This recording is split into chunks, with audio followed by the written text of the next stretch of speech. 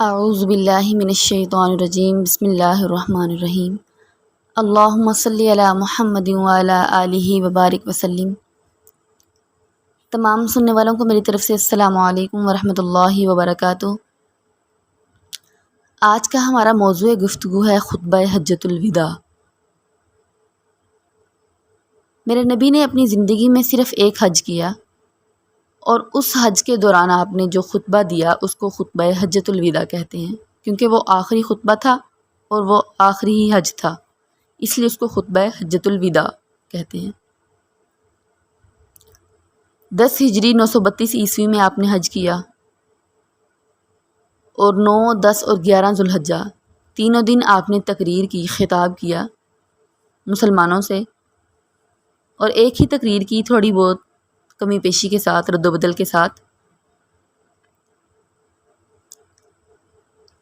آپ صلی اللہ علیہ وآلہ وسلم نے فرمایا، شروعات آپ نے کی لا الہ الا اللہ وحدہ لا شریک لہ، نہیں کوئی معبود سوائے اللہ کے، وہ اکیلا ہے اور اس کا کوئی شریک نہیں۔ اللہ کی حمد و ثنا بیان کرنے کے بعد نبی کریم صلی اللہ علیہ وآلہ وسلم نے فرمایا، اے لوگو، جس طرح یہ بیت اللہ، یہ مہینہ اور یہ شہر قابل احترام ہے، بالکل ویسے ہی تمہاری آپس میں مال و جان، عزت و آبرو قابل احترام ہے۔ آج ہم دیکھیں تو کسی کی مال و جان اور عزت و آبرو کیا محفوظ ہے؟ ہرگز نہیں۔ میرے نبی نے فرمایا، جس طرح یہ بیت اللہ، یہ مہینہ اور یہ شہر، کیونکہ وہاں پہ جنگ و جدل نہیں ہو سکتا، حرمت والا مہینہ، حرمت والا شہر، اور نبی نے فرمایا بالکل ویسے ہی تمہاری آپس میں ایک دوسرے کی جان و مال اور عزت و آبرو بھی قابل حرمت ہے، حرام ہے۔ آج نہ تو کسی کی جان، نہ مال، نہ عزت و آبرو قابل احترام نہیں ہے۔ خطبہ حجۃ الوداع سارے کا سارا حقوق العباد پر مشتمل ہے، کیونکہ اس سے پہلے حقوق العباد کو بیان کیا گیا، اور یہ ہو نہیں سکتا کہ جہاں پہ حقوق العباد کو بیان کیا جائے وہاں پہ خطبہ حجۃ الوداع کو بیان نہ کیا جائے، کیونکہ خطبہ حجۃ الوداع سارے کا سارا انسانیت اور حقوق العباد پر مشتمل ہے۔ صرف خطبہ حجۃ الوداع کے شروع میں آپ صلی اللہ علیہ وآلہ وسلم نے اللہ کی وحدانیت کو بیان کیا، اور اس کے بعد سارا خطبہ جو ہے وہ انسانیت اور حقوق العباد پر مشتمل ہے۔ نبی کریم صلی اللہ علیہ وآلہ وسلم نے ہماری جان و مال اور عزت و آبرو ایک دوسرے پہ حرام قرار دی، نہ تو ہم کسی کی عزت سے کھیل سکتے ہیں، نہ کسی کا مال کھا سکتے ہیں، اور نہ ہی ہم کسی کے ساتھ، کسی کی جان کے ساتھ کھیل سکتے ہیں۔ اس کے بعد نبی کریم صلی اللہ علیہ وآلہ وسلم نے فرمایا، میں آپس کی لڑائیاں ختم کرتا ہوں، کیونکہ آپ کے دادا کے پوتے ربیعہ کا قتل جو تھا وہ تھا، تو آپ صلی اللہ علیہ وسلم نے فرمایا، سب سے پہلے میں اس کو ختم کرتا ہوں، جو خاندان کی لڑائیاں ہیں، اس وجہ سے خاندان کی لڑائیاں آگے بڑھیں گی تو میں وہ معاف کرتا ہوں، آپس کی لڑائیاں ختم کرتا ہوں۔ اور پھر آپ صلی اللہ علیہ وآلہ وسلم نے فرمایا، میں سود کو ختم کرتا ہوں۔ سودی نظام تھا، کاروبار تھا، وہاں پہ بہت عام تھا۔ سب سے زیادہ آپ صلی اللہ علیہ وآلہ وسلم کے چچا حضرت عباس رضی اللہ تعالیٰ عنہ، وہ ایک پورا بینک تھے، وہ لوگوں کو پیسے دیتے تھے سود پہ، تو آپ صلی اللہ علیہ وسلم نے فرمایا، میں سب سے پہلے اپنے چچا حضرت عباس کا سود ختم کرتا ہوں۔ تو کہتے ہیں، عرب میں کہا جاتا ہے کہ حضرت عباس رضی اللہ تعالیٰ عنہ نے جب یہ سنا تو انہوں نے کہا، انہوں نے تو سود ختم کیا، میں سود کے ساتھ ساتھ اصل بھی ختم کرتا ہوں۔ اور یہی وہ ان کی قربانی تھی کہ انہوں نے 524 سال حکومت کی حضرت عباس رضی اللہ تعالیٰ عنہ کی اولاد نے، اور یہ اسی چیز کا پھل تھا جو انہوں نے اس چیز کا مان رکھا اور سود کے ساتھ اصل بھی ختم کر دیا۔ اس کے بعد آپ صلی اللہ علیہ وآلہ وسلم نے فرمایا، میں عورتوں کے بارے میں وصیت کرتا ہوں، ان کے ساتھ زیادتی نہ کرنا، برا سلوک نہ کرنا، وہ کمزور ہیں، اللہ نے ان کو کمزور پیدا کیا۔ عورتوں کے بارے میں اللہ تعالیٰ نے وصیت کی کیونکہ مرد تو حاکم ہے نا، اس کے ہاتھ میں ساری باغ دوڑ دی اور یہ کہا کہ عورت کے معاملے میں اللہ سے ڈرنا، زیادتی نہ کرنا، اس کو انسان سمجھنا۔ اس کو اللہ نے کمزور بنایا ہے، عقلی طور پہ بھی اور جسمانی طور پہ بھی۔ اور پھر آپ صلی اللہ علیہ وآلہ وسلم نے فرمایا امانت میں خیانت نہ کرنا۔ اور یہی منافق کی 3 نشانیوں میں سے بھی ایک نشانی ہے، میرے نبی کی سنتوں سے احادیث سے ملتا ہے کہ آپ صلی اللہ علیہ وسلم نے جو منافق کی 3 نشانیاں بتائیں ان میں سے ایک نشانی یہ بھی ہے کہ جو ہے اس کو جب امانت دی جائے تو وہ اس میں خیانت کرتا ہے۔ اور نبی کریم صلی اللہ علیہ وسلم نے فرمایا جو کسی کی ضمانت اٹھائے گا پھر وہ اسے ادا کرنی پڑے گی، وزائم غارم، مطلب یہ کہ اگر ہم کسی سے کوئی چیز لیتے ہیں، کوئی ہمیں جانتا نہیں ہے اور ساتھ ہی ہم کوئی ایسا بندہ ڈال لیتے ہیں اندر کہ جو اس کو جانتا ہو، وہ کہتا ہے میں اس کی ضمانت دیتا ہوں، یہ دے دے گا پیسے واپس، تو اگر نہیں دیے جاتے تو پھر وہ جو ضمانت اٹھانے والا ہے اس کا بنتا ہے کہ وہ دے گا، وزائم غارم، وہ اس کو ادا کرنی پڑے گی۔ اور پھر نبی کریم صلی اللہ علیہ وآلہ وسلم نے فرمایا نوکروں پر ظلم نہ کرنا، غلاموں پہ ظلم نہ کرنا۔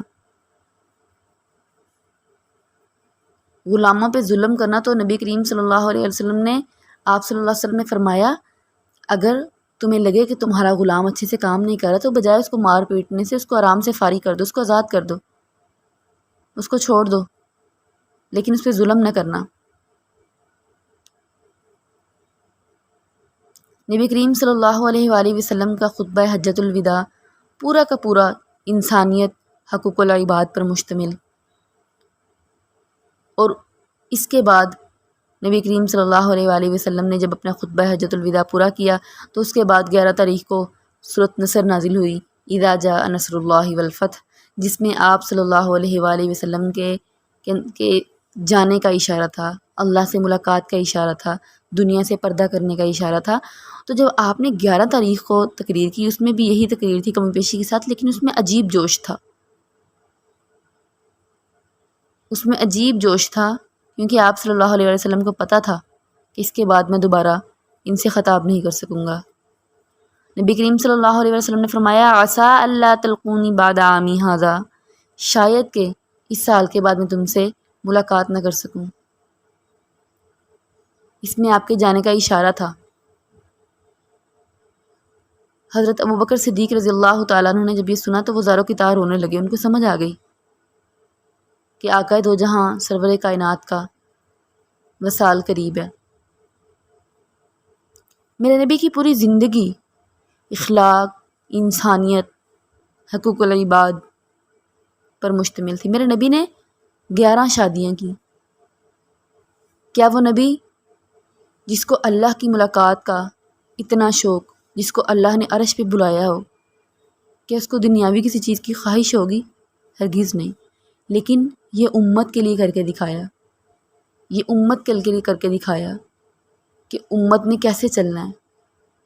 آپ نے 11 بیویوں کے ہوتے ہوئے ان سب کے حقوق ادا کیے، اور کہیں پہ نہیں آتا ہلکی پھلکی چپکلیش چلتی رہتی تھی، لیکن 11 بیویوں کے باوجود آپ نے بتایا کہ یہ انسانیت ہے، ایسے چلتے ہیں عورتوں کے ساتھ، ایسے چلتے ہیں خاندان کے ساتھ، ایسے چلتے ہیں نسلوں کے ساتھ۔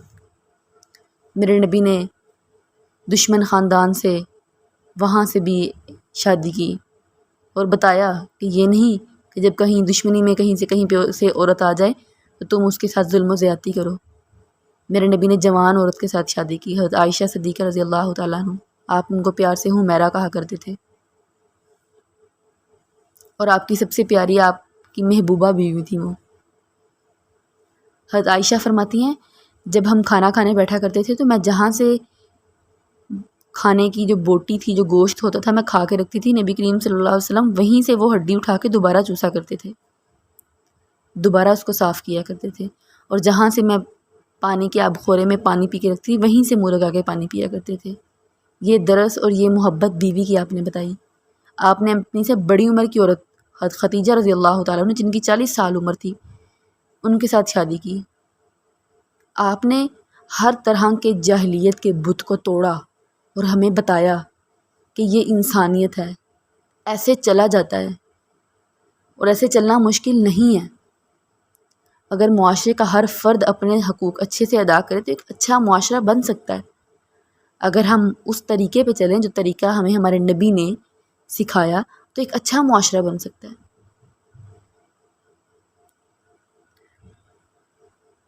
نبی کریم صلی اللہ علیہ وآلہ وسلم ایک ایسی ہستی ہیں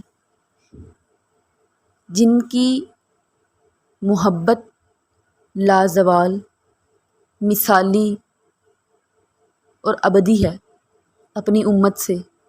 آپ صلی اللہ علیہ وسلم نے اپنے وصال کے وقت، جس وقت آپ کا وصال قریب تھا اور اگر ہمیں پتہ چل جائے کہ ہم مرنے والے ہیں تو نفسا نفسی کا عالم، ہم اپنی جائیدادیں بانٹنے لگ جاتے ہیں کہ فلاں نہ ہو یہ نہ ہو۔